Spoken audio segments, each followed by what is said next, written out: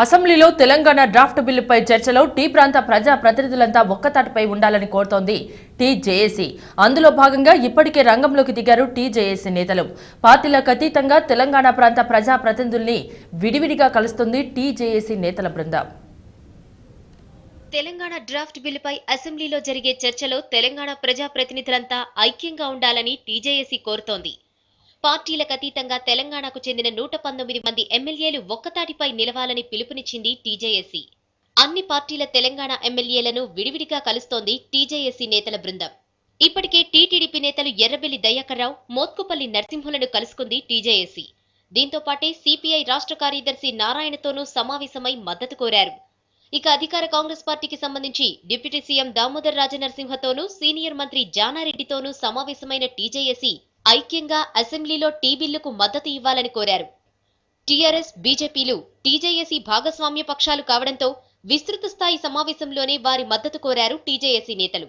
MIM, CPM సభ్యుల్ని కూడా త్వరలోనే కలవనుంది టీజేఏసీ. అసెంబ్లీ సమావేశాలు ముఖ్యంగా బిల్లు అసెంబ్లీకి వచ్చినటువంటి సందర్భంలో తెలంగాణ ఎమ్మెల్యేలందరూ ఒకే గొంతుగా ఉండాలనేది మా విజ్ఞప్తి. మరి వారు ఫ్లోర్ లీడర్గా, డిప్యూటీ సీఎంగా, తెలంగాణ ప్రతినిధిగా డిప్యూటీ సీఎం గారు ఈ బాధ్యత తీసుకోవాలని మేము విజ్ఞప్తి చేశాం. వారు దీనిపైన చాలా సానుకూలంగా స్పందించడం జరిగింది. అన్ని రాజకీయ పార్టీలతో మాట్లాడి ఒకే వేదిక మీద ఒకే తాటిగా ఉంటామని విజ్ఞప్తి చేయడం జరిగింది. మేము తెలంగాణ ప్రాంత ఎమ్మెల్యేలని సందర్భంగా కోరేది ఏంటంటే వారు ఐక్యంగా నిలబడాలి.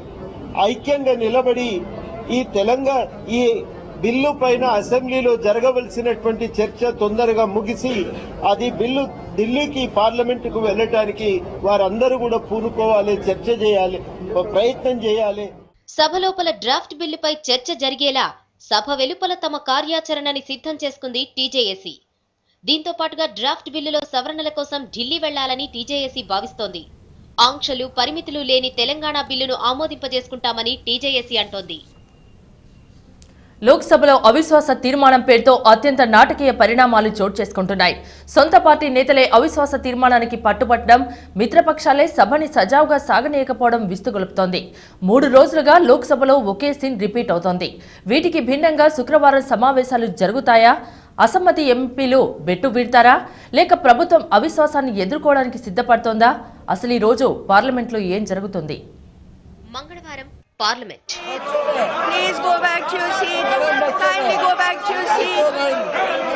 బుధవారం పార్లమెంట్ సెషన్.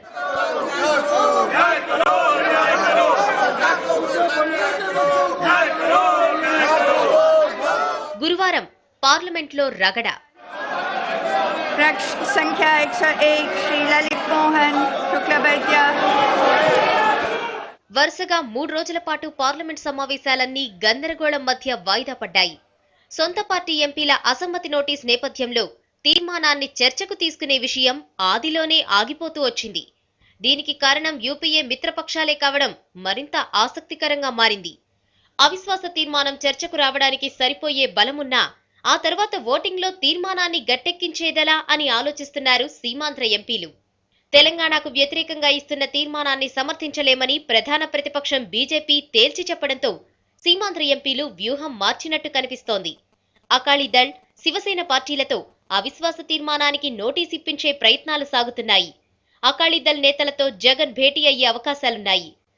తెలంగాణ అంశంతో సంబంధం లేకుండా అకాలీదళ్, శివసేన అవిశ్వాస తీర్మానానికి నోటీస్ ఇస్తే అప్పుడు బీజేపీ కూడా మద్దతివ్వాల్సిన పరిస్థితి వస్తుందని అంచనా వేస్తున్నారు. అయితే సీమాంధ్ర కాంగ్రెస్ ఎంపీల్లో అవిశ్వాసంపై భిన్నాభిప్రాయాలు వ్యక్తమవుతున్నాయి. 6 ప్రభుత్వాన్ని పడగొట్టి తీరాలంటున్నారు ఎంపీ సాయి ప్రతాప్. విశ్వాస తీర్మానానికి కావాల్సిన మద్దతు ఇస్తే పరిస్థితి ఎట్లా ఉంటుంది? ప్రభుత్వం కూలిపోతుంది, బిల్లు ప్రవేశపెట్టడానికి లేదు. అవిశ్వాస తీర్మానం అనేది ఎందుకు ఇచ్చాం, ఏ కారణాల వల్ల ఇచ్చాం?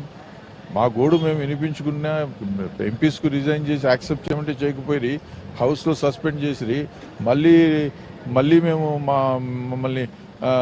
మమ్మల్ని ఎంపీషిప్ క్యాన్సిల్ చేయండి అని అడిగితే ఏమీ తీసుకోకపోయి, మాట్లాడకపోయి ఫైనల్గా ఈ డిసిషన్ తీసుకున్నాం. మేము అవిశ్వాసం వల్ల తెలంగాణ అంశమే పక్కకు పోతుందని అంటున్నారు అనంతపురం ఎంపీ అనంత వెంకట్రామిరెడ్డి. తెలంగాణను వ్యతిరేకిస్తున్న పార్టీలు కూడా అవిశ్వాసం అనేసరికి దూరమవుతున్నాయని అన్నారాయన. అవిశ్వాసం పెట్టి డైవర్ట్ చేయాల్సిన అవసరం లేదు. ఆ ఇష్యూకే చెప్పేసి దానివల్ల యొక్క సీరియస్నెస్, ఆ ఇష్యూలో యొక్క సీరియస్నెస్ తీవ్రత కూడా పోతుంది. ఈరోజు యూపీఏ ప్రభుత్వం ఉంది, ఇన్నర్గా పనిచేసే కొన్ని పార్టీలు సపోర్ట్ చేస్తున్నాయి, అవుట్ సైడ్గా ఉండి యూపీఏ ప్రభుత్వానికి కూడా సపోర్ట్ కూడా చేస్తున్నాయి. కానీ ఈరోజు కేంద్ర ప్రభుత్వం రెజల్యూషన్ పంపించిన, విభజనకు పంపించినా కూడా ఈరోజు యూపీఏ ప్రభుత్వం లోపల నుండి సపోర్ట్ చేసే పార్టీలో కానీ బయట నుంచి సపోర్ట్ చేసే పార్టీలో కూడా ఈ రాష్ట్ర విభజనకు కానీ చిన్న రాష్ట్రాలకు కానీ తీవ్రమైన వ్యతిరేకత కూడా భావాన్ని కూడా వ్యక్తపరుస్తున్నారు, వ్యతిరేకిస్తారు కూడా. అటువంటి వారంతా కూడా ఈరోజు అవిశ్వాస తీర్మానం పెడితే దీన్ని సపోర్ట్ చేయరు. పార్లమెంట్ సమావేశాలు ప్రారంభమై 4 రోజులు గడిచినా ఎలాంటి కార్యక్రమాలు జరగలేదు. గందరగోళం మధ్యే ఆర్థిక శాఖ అనుబంధ బిల్లుని ఆమోదించుకున్న కేంద్రం అవిశ్వాస విషయంలో మాత్రం సభను సాగనివ్వకుండా వ్యూహాలు పన్నుతోంది. పార్లమెంటరీ వ్యవహారాల మంత్రి కమల్నాథ్ రోజుకో ఎత్తుగడతో ఈ పథకాలన్నింటినీ అమలు చేస్తున్నారు. లోక్సభ విషయంలో ప్రభుత్వం అనుసరిస్తున్న తీరుపై భారతీయ జనతా పార్టీ మండిపడింది. తమకు ప్రభుత్వంపై విశ్వాసం లేకపోయినా అవిశ్వాసానికి మద్దతివ్వడం లేదని, సభను సజావుగా నిర్వహించాలని ప్రతిపక్ష నేత సుష్మా స్వరాజ్ డిమాండ్ చేశారు. అవిశ్వాసం కోరుతూ నోటీసులిచ్చిన వారు తెలంగాణకు వ్యతిరేకమైనప్పుడు తామెలా మద్దతిస్తామని ప్రశ్నించారామె. जगन रेड्डी के लोगों ने दिया है, टीडीपी के लोगों ने दिया है, या कांग्रेस के उन सांसदों ने दिया है जो तेलंगाना के विरोध में है. तो तेलंगाना विरोधियों द्वारा दिए गए अविश्वास प्रस्ताव को वो पार्टी जो हमेशा से तेलंगाना की पक्षधर रही है कैसे सपोर्ट कर सकती है? इसलिए हम लोग सपोर्ट नहीं कर रहे हैं. మరోవైపు సిపిఎం కూడా అవిశ్వాస తీర్మానాన్ని తప్పుబట్టింది. ఒకవేళ అవిశ్వాసం వీగిపోతే ప్రభుత్వం మొండిగా తాను అనుకున్నది చేసుకుపోతుందని హెచ్చరించారు Yechury. We don't see what is it that's going to be achieved out of this. And secondly, we think it's wrong tactically. If supposing the government defeats the no confidence motion, even if it were to be admitted, I don't think it will be admitted, but if the government defeats the no confidence motion, then that means there is confidence in the government to do anything that they want. లోక్సభలో కొనసాగుతున్న రగడ నేపథ్యంలో శుక్రవారం నుంచి నిరవధిక వాయిదా పడే అవకాశాలున్నాయని ప్రచారం సాగుతోంది. అయితే ముందుగా నిర్ణయించిన షెడ్యూల్ ప్రకారం ఈ నెల 20 వరకు శీతాకాల సమావేశాలు జరుగుతాయని పార్లమెంట్ వ్యవహారాల మంత్రి కమల్నాథ్ స్పష్టం చేశారు. ఈ రోజైనా పార్లమెంట్లో గందరగోళానికి ఫుల్ స్టాప్ పడుతుందా? అవిశ్వాసం అంశంపై ప్రాథమిక ఓటింగ్ జరిగే అవకాశముందా? బీజేపీ మద్దతు కోసం సీమాంధ్ర ఎంపీలు చేస్తున్న ప్రయత్నాలు సఫలమవుతాయా? వేచి చూడాలి. వసుంధరా రాజే రాజస్థాన్ ముఖ్యమంత్రిగా ప్రమాణ స్వీకారం చేయనున్నారు. దీనికోసం జైపూర్లో భారీ ఏర్పాట్లు చేశారు. బీజేపీ, వీహెచ్పీ అగ్రనేతలు, పలువురు ఇతరులు ప్రమాణ స్వీకారోత్సవానికి హాజరవుతారు. 4 రాష్ట్రాల ఎన్నికల్లో బీజేపీ ఘన విజయం కేవలం ట్రైలర్ మాత్రమేనని ఫుల్ పిక్చర్ 2014 లోక్సభ ఎన్నికల్లో కనబడుతుందంటున్నారు. రాజస్థాన్ ముఖ్యమంత్రిగా బీజేపీ శాసనసభాపక్ష నేత వసుంధరా రాజే ఇవాళ ప్రమాణ స్వీకారం చేయనున్నారు.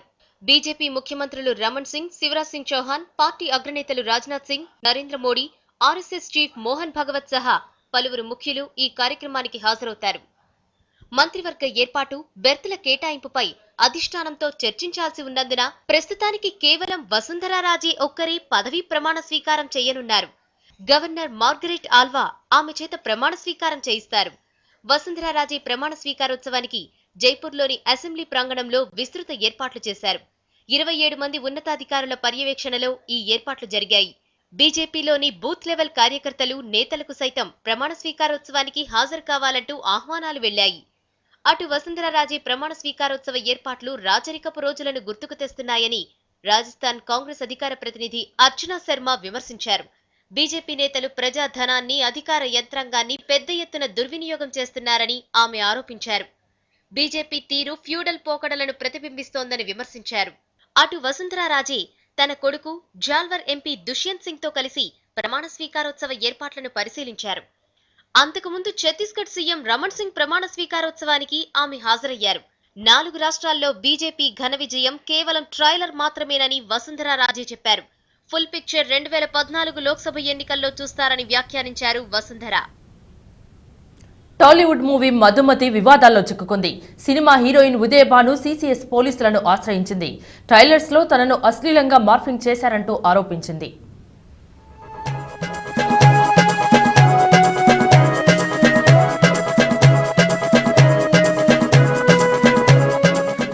గోమతి ఆర్ట్ పిక్చర్స్ పతాకంపై రూపొందిన మధుమతి సినిమాపై వివాదం తలెత్తింది. మూవీ స్టిల్స్ లో తన ఫేస్ ను మార్ఫింగ్ చేసి వెబ్సైట్ లో పెట్టారని ఆరోపిస్తూ పోలీసులను ఆశ్రయించారు నటి ఉదయభాను. సినిమా ప్రివ్యూను ముందుగా తనకు చూపించలేదని కూడా ఆమె మండిపడ్డారు. నిర్మాత, దర్శకులపై సీసీఎస్ పోలీసులకు ఫిర్యాదు చేశారు ఉదయభాను. ఈమె చూడలేదు, మూవీ చూడలేదు. She suspected some morphing is being done.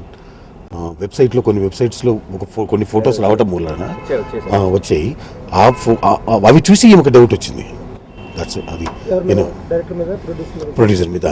దానికి we have requested him to show the movie to మా and Udai Bhanu, some scenes where the morphing is notified or noticed, then we'll go ahead with the case.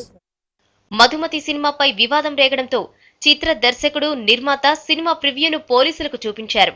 Shabdalaya థియేటర్లో preview చూసేందుకు ఉదయభాను కూడా వచ్చారు. ఆపై తాను ఎవరిపైనా కేసులు పెట్టలేదన్నారామె. అసభ్యకరం ఏం లేదని నాకు ప్రివ్యూ చూపించలేదు.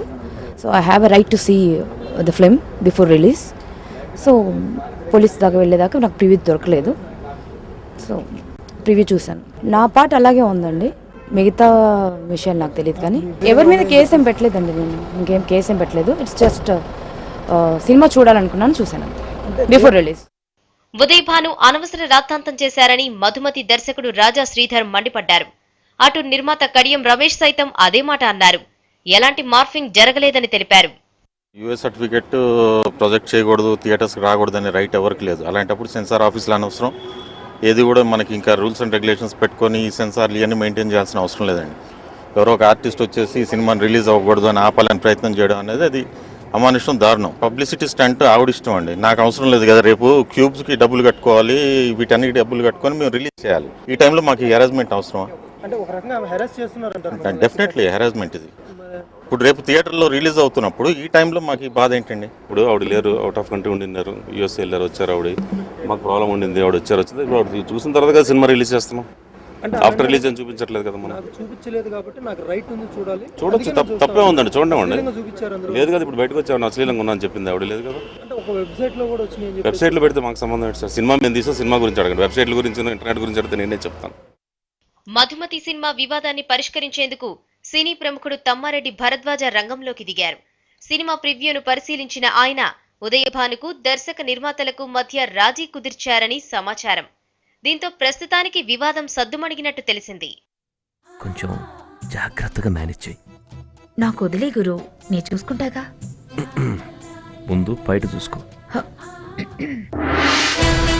టీ బిల్లుని గట్టెక్కించే వ్యూహాలు, సీమాంధ్ర నేతలకు డిగ్గిరాజా బుజ్జగింపులు.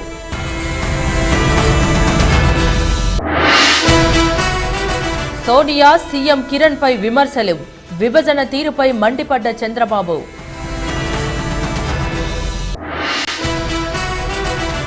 ఇవాళ వసుంధరా రాజే ప్రమాణ స్వీకారం, ముస్తాబైన జైపూర్ అసెంబ్లీ ప్రాంగణం.